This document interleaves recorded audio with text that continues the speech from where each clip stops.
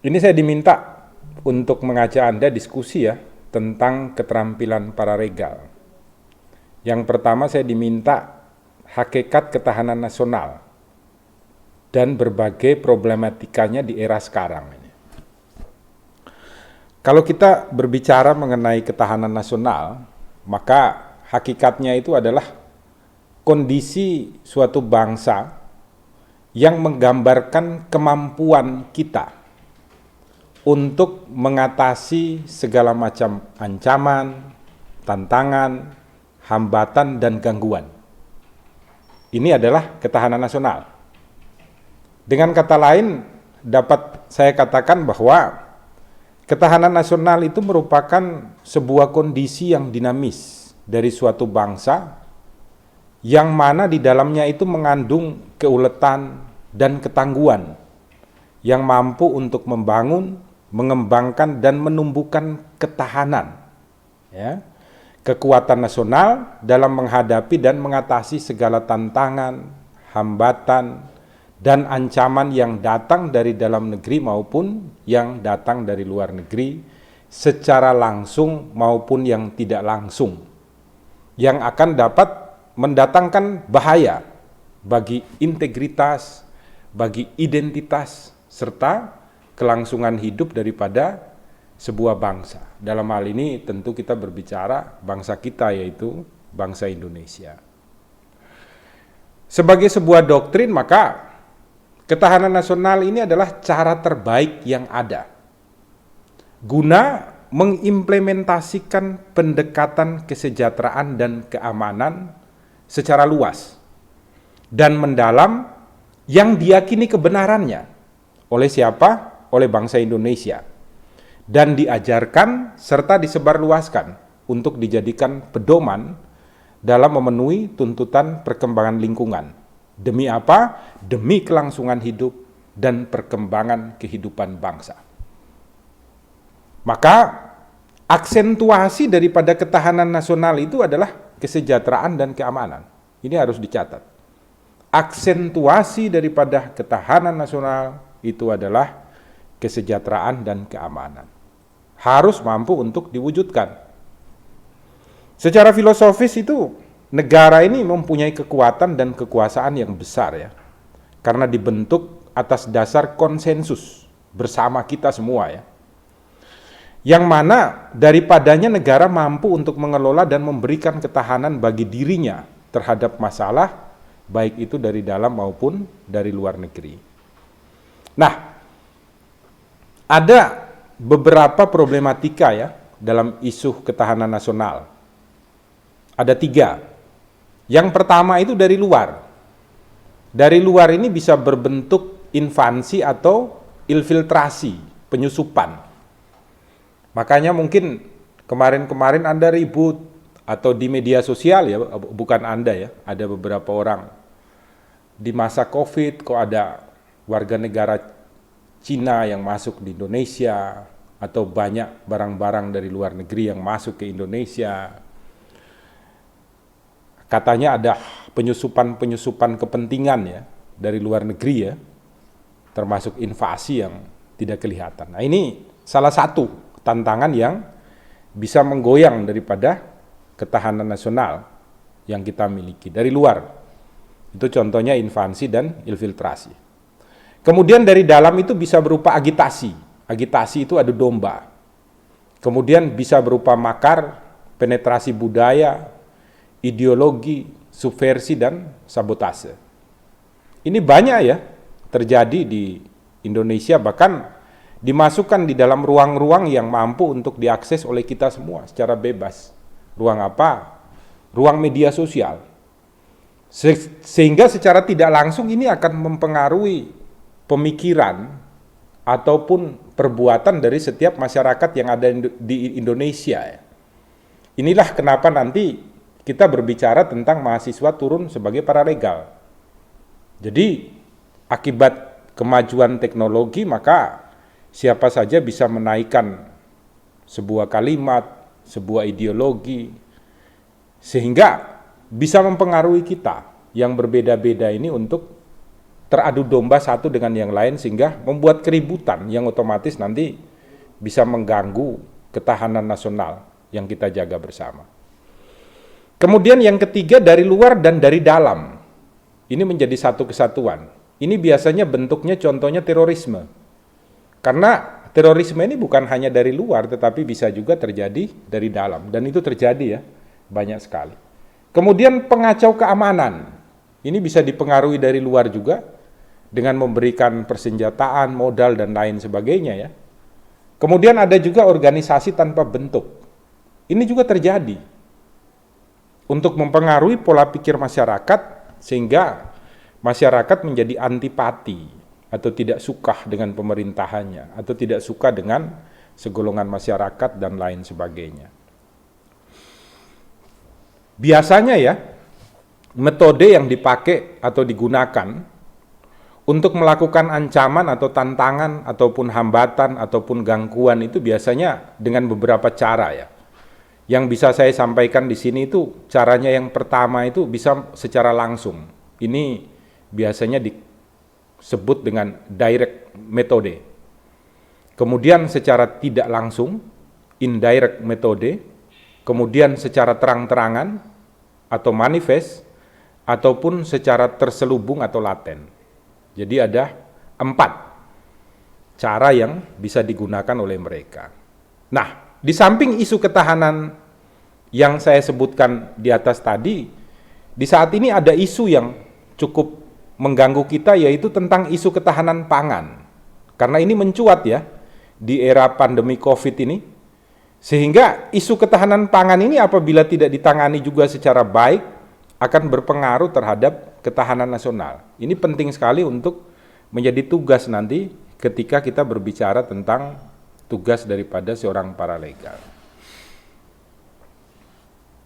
Nah, dalam hal untuk menjaga ketahanan nasional, maka bukan hanya merupakan tugas daripada negara ya, akan tetapi juga setiap warga negara tidak terkecuali pemberi bantuan hukum, yaitu mahasiswa atau paralegal. Paralegal ini sering diminta sebagai pendamping ya, yang menjalankan aktivitas hukum sebagaimana dilakukan oleh seorang pengacara atau lawyer atau penasihat hukum, yaitu memberikan bantuan hukum baik melalui jalur pengadilan maupun di luar jalur pengadilan. Ini kita bicara dulu ya, nanti aturan hukumnya ada. Sebatas kemampuan yang dimiliki oleh orang yang menjalankan aktivitas keparalegalan. Nah, maksud adanya paralegal ini dalam upaya untuk memberi bantuan hukum kepada masyarakat. Bantuan hukum ini nanti macam-macam ya, termasuk advokasi, termasuk edukasi, dan lain sebagainya.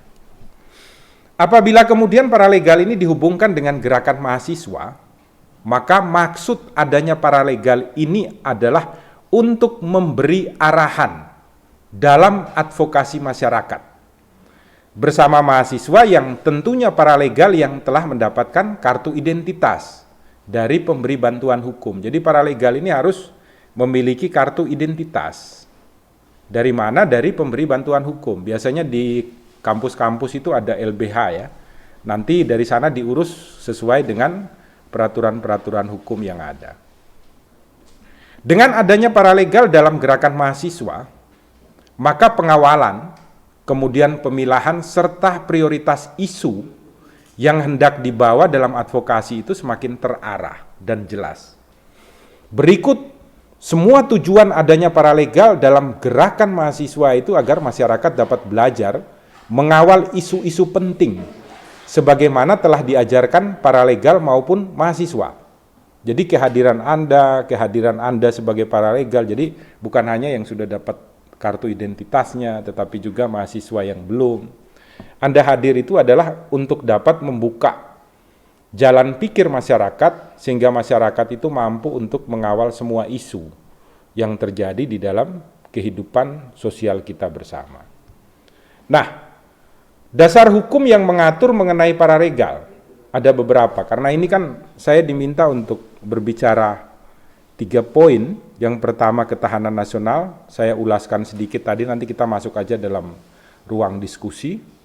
Kemudian kedua tadi itu yang sedang kita bahas ini adalah arti, maksud, dan tujuan paralegal dalam gerakan mahasiswa, kemudian aturan-aturan hukum yang mengatur tentang paralegal.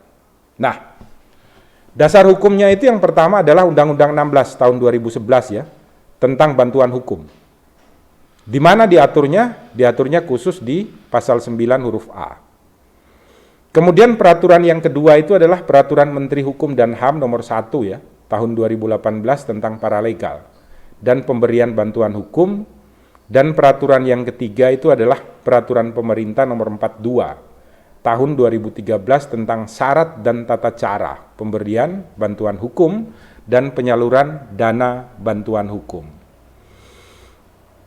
Tapi ada hal menarik ya, karena paralegal itu dulu pernah berdasarkan Peraturan Menteri Hukum dan HAM nomor 1 tahun 2018 itu dinyatakan bisa untuk melakukan bantuan hukum ya, di pasal 11 dan 12 itu, baik secara litigasi maupun non-litigasi di muka persidangan. Ini menimbulkan banyak protes ya dari para advokat atau lawyer, karena dianggap bertentangan dengan ketentuan peraturan perundang-undangan, termasuk undang-undang tentang advokat, khususnya pasal 11 dan 12. Maka kemudian ada keluar putusan Mahkamah Agung ya, putusan Mahkamah Agung untuk melakukan judicial review terhadap pasal 11 dan pasal 12. Sehingga di dalam putusan Mahkamah Agung itu dikatakan, dengan demikian muatan materi pasal 11 dan pasal 12 bertentangan dengan Undang-Undang 18 tahun 2013 ya, 2003, mohon maaf, tentang advokat, sehingga dengan demikian melanggar asas lex superior derogat lex inferior. Jadi bertentangan dengan ketika ada aturan perundang-undangan yang lebih rendah bertentangan dengan aturan perundang-undangan yang lebih tinggi, maka aturan yang lebih rendah ini diabaikan. Maka berdasarkan pertimbangan Mahkamah Agung ini, pasal 11 sama pasal 12 tersebut dihapus, sehingga paralegal tidak lagi memiliki sebuah perlindungan hukum untuk melakukan pendampingan hukum ya, secara litigasi di muka persidangan. Maka kemudian paralegal itu hanya sebatas untuk memberikan arahan-arahan dalam advokasi mahasiswa, sehingga pengawalan isu-isu itu menjadi lebih terarah dan jelas. Jadi Anda harus mengerti, sekarang Anda kalau bertindak dalam kedudukan mahasiswa sebagai paralegal, maka tugas Anda itu adalah memberikan arahan-arahan dan advokasi terhadap masyarakat, sehingga masyarakat itu tidak teradu domba satu dengan yang lain, bertengkar satu dengan yang lain, membuat kerusuhan dan lain sebagainya ya. Sehingga ketahanan nasional ini dapat kita jaga dan Indonesia menjadi rumah yang nyaman, rumah yang tentram, rumah yang indah bagi kita semua di bumi Indonesia. Nah, ini kan diminta bagaimana sih bicara tentang paralegal mahasiswa jalanan. Dalam membangun perangkat paralegal jalanan maka harus ada riset. Saya garis bawahi dan saya tebali, harus ada riset. Riset yang mendalam, karena salah satu peran dari paralegal adalah penelitian hukum. Ini berdasarkan pasal 6 Peraturan Pemerintah nomor 42 tahun 2013 tentang syarat dan tata cara pemberian bantuan hukum dan penyaluran dana bantuan hukum. Kenapa riset ini sangat penting? Karena dengan riset ini kita dapat mengetahui persoalan apa saja yang sedang terjadi. Kemudian apa yang harus dilakukan. Kemudian apa keputusan yang harus diprioritaskan. Kemudian apa saja yang sebaiknya dihindari oleh Anda semua. Dan lain sebagainya. Dengan melalui riset ini, maka Anda akan memperoleh fakta, memperoleh bukti yang objektif, bukan hanya berdasarkan asumsi yang subjektif, karena Anda adalah orang-orang yang cerdas secara intelektual. Jadi riset dan sebuah penelitian hukum itu harus dilakukan terlebih dahulu sebelum Anda turun sebagai paralegal untuk memberikan arahan-arahan hukum, advokasi hukum, edukasi hukum kepada masyarakat. Karena ketika mahasiswa ingin menjadi seorang paralegal jalanan tanpa adanya riset, maka justru yang akan dikemukakan hanya asumsi-asumsi yang sifatnya itu subjektif. Dan advokasi yang Anda berikan, edukasi yang Anda berikan, arahan yang Anda berikan itu menjadi tidak terarah. Justru bisa menimbulkan gejolak-gejolak di dalam masyarakat.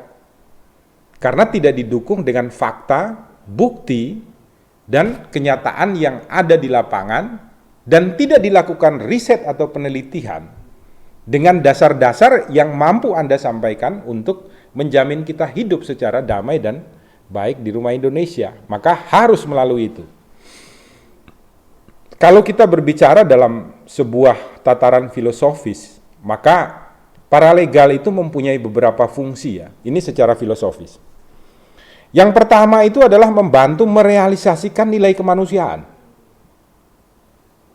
Secara filosofis, kehadiran Anda sebagai paralegal jalanan itu adalah membantu merealisasikan nilai kemanusiaan. Mengapa demikian? Karena paralegal itu sedikit banyak itu harus memiliki kedekatan, memiliki empati. Terhadap siapa? Terhadap orang-orang terlantar. Terhadap siapa? Terhadap orang-orang yang rentan untuk dilanggar hak-haknya. Oleh siapa? Oleh negara, oleh orang-orang yang tingkat sosialnya lebih tinggi, ataupun oleh orang-orang yang berkuasa secara individu. Maka Anda itu harus orang-orang yang benar-benar mampu menggunakan karunia Tuhan berupa mata, berupa telinga, dan berupa hati yang terbuka. Ketika Anda keluar dari rumah, ketika Anda keluar dari kamar Anda, dari ruang perkuliahan Anda, untuk melihat, mengamati, kemudian melakukan riset, penelitian hukum, dan turun kepada masyarakat untuk memberikan edukasi, motivasi, advokasi. Nah, sekarang untuk turun ke masyarakat kan tidak perlu harus hadir. Anda bisa hadir melalui Instagram, bisa hadir melalui YouTube, bisa hadir melalui semua media sosial ya, yang ada Facebook dan lain sebagainya. Rumah Pancasila juga saya dirikan dan melakukan hal-hal tersebut dengan maksud adalah untuk memberikan kesadaran kepada kita semua. Kesadaran kepada kami di Rumah Pancasila terkhususkan, kesadaran kepada masyarakat, kepada kaum intelektual, masyarakat Indonesia, dan juga terlebih-lebih kepada para aparatur penegak hukum dan aparatur pemerintahan. Itu yang pertama ya tadi di dalam tataran filosofis ya tentang fungsi paralegal, yaitu membantu merealisasi nilai kemanusiaan. Yang kedua, membentuk tujuan yang jelas dengan cara yang luhur. Jadi membuat sebuah tujuan yang jelas dengan cara-cara yang luhur, bukan cara-cara yang biadab, cara-cara yang tidak berperi kemanusiaan, tapi cara-cara yang luhur yang dilakukan. Dalam mengawal suatu isu, maka penting itu harus berkaitan dengan nasib rakyat yang diutamakan. Maka paralegal itu diwajibkan untuk riset, yang sudah saya sebutkan lagi di atas, agar tujuan yang hendak dicapai dalam pengertian ingin melakukan pembelaan terhadap masyarakat, ingin melakukan edukasi terhadap pejabat ataupun aparatur penegak hukum itu tidak direalisasikan berdasarkan cara-cara yang urakan. Karena Anda melakukan riset, melakukan penelitian hukum, maka cara yang disampaikan itu bukan urakan tetapi dijamin dengan sebuah metode yang jelas. Maka biasanya di dalam ilmu itu ada metode ya, ontologis, kemudian epistemologis, kemudian teleologi, dan yang terakhir itu adalah aksiologi.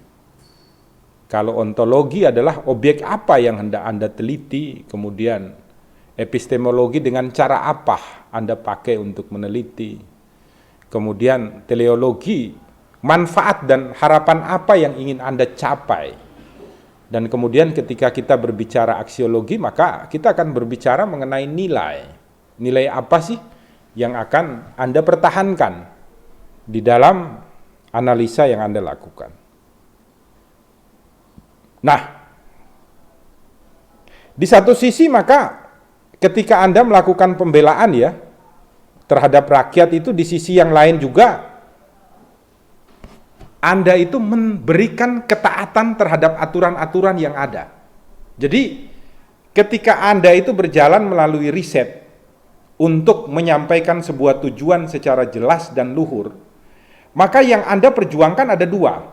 Satu, Anda memberikan contoh bagaimana melakukan pembelaan terhadap masyarakat. Di satu sisi yang lain, Anda memberikan contoh bagaimana Anda bertindak mentaati aturan-aturan yang ada.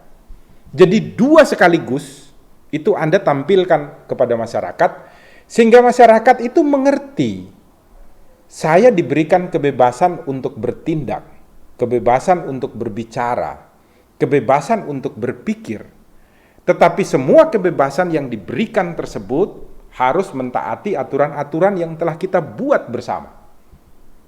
Sehingga kita tidak merusak bingkai kehidupan kita di rumah Indonesia. Bingkai yang dibatasi oleh sila-sila Pancasila di dalam kita berpikir, kita berbicara, dan kemudian kita berpraktek hidup atau melakukan praksis di dalam kehidupan kita sehari-hari. Yang ketiga, ini masih tentang tataran filosofis ya, fungsi paralegal. Jadi yang kedua tadi itu adalah membentuk tujuan yang jelas dengan cara yang luhur.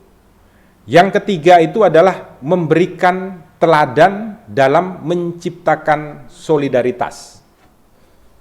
Jadi orang-orang kecil, orang-orang yang mudah untuk dimanipulasi, orang-orang yang tersingkir ini, mereka itu memiliki kepekaan perasaan yang sangat tinggi ya.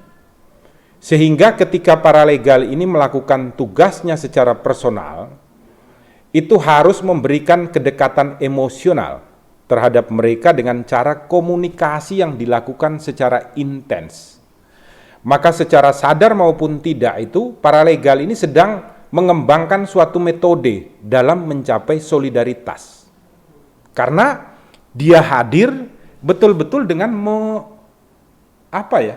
dengan empati ya, dengan rasa. Bukan sekedar ingin mencari muka, mencari